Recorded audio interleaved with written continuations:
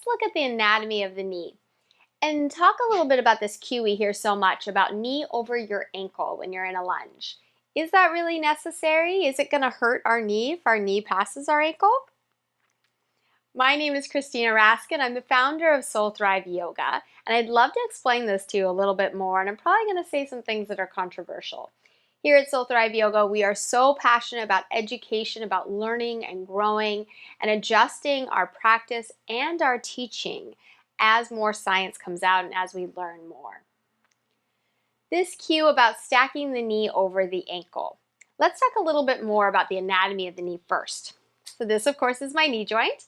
A joint is just a place where two bones meet. So here, the first bone at the top is my femur, my thigh bone. That's meeting with my tibia at the lower leg. Those two bones meet and that forms our knee joint. In between, there's a meniscus.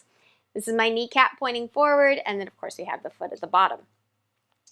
When we say stack your knee over your ankle in a high lunge, something like that, part of the reason we're doing that is we often talk about stacking our bones and stacking our joints, and this is very helpful.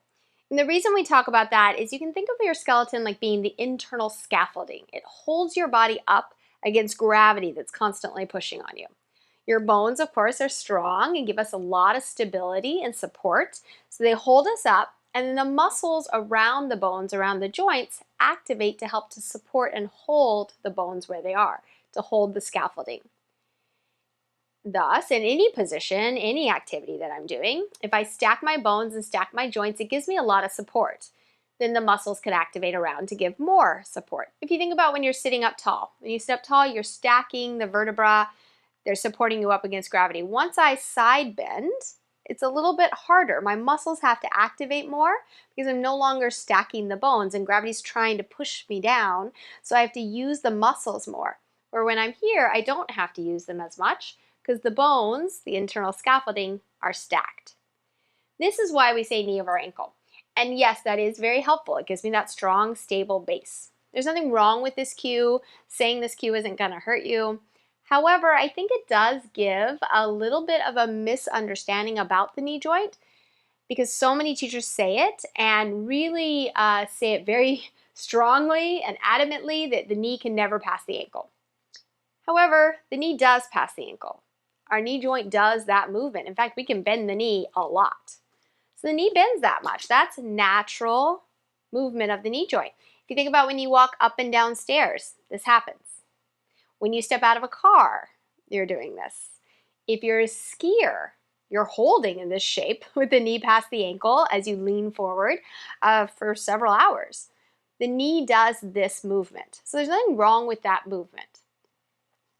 One other thing to note here with the knee anatomy is that we have ligaments around the knee. As I mentioned, our muscles support our scaffolding. That's what we call active stability because we have to activate the muscles for them to support. We also have what we call passive stability. Passive stability are the ligaments around the joint. And on the knee joint in particular, we have a ligament on the inside of the knee, the outside of the knee, and then we have two ligaments that crisscross in between the two bones. And these four ligaments give some structure, some stability to the knee joint. When we're trying to build strength in our body, whether it be bone strength, muscle strength, or ligament strength, we have to put some strain on the body. You could also think of it as stress. We have to put some stress on the structure. Just like in our daily lives, there's healthy stress and there's unhealthy stress. Unhealthy stress on the structure would be too much. And when we put too much stress or strain on the structure, of course, we have an injury. Putting the knee past the ankle, if it got kicked or hit from the back with too much strain or force, would put too much stress on it, and that could hurt a ligament. However, putting some healthy stress or healthy strain on the tissue is actually helpful. That's how we build muscle mass. That's how we build bone. That's also how we build ligament. The body says, oh, you're moving the joint in this position. I need to add more stability to hold those two bones together, and it helps to build up the structures around the joint. Thus, if we never move the knee into its full range of motion, if we never take it past the ankle, those ligaments won't build up as strongly as we need them to do that movement pattern, and they become weaker. It's harder to hold the knee joint together with those ligaments.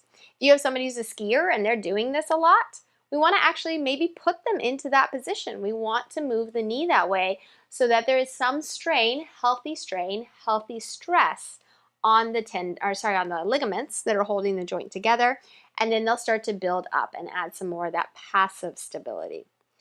If we get so fearful of movement that we don't allow our bones to move, their joints to move in their full range of motion, then that can be detrimental. It can actually hold us back a little bit. We want to be able to move through a healthy, full range of motion. Of course, we don't want to push it too far. We wouldn't want to bend and then twist and try to pull the foot up. We can go too far, definitely. But we also don't need to always hold back. Work within a healthy range of motion. And maybe once in a while, let that knee pass the ankle. One place that we definitely do this in our yoga practice is our yogi squat, malasana. The knee passes the ankle. That's a great way to build some strength there, especially if you do an activity where the knee passes the ankle. A lot of sports, the knee passes the ankle. Gymnasts, the knee passes the ankle all the time. So moving the knee past the ankle joint can be helpful and beneficial. Let me know what you think. I'd love to hear your thoughts.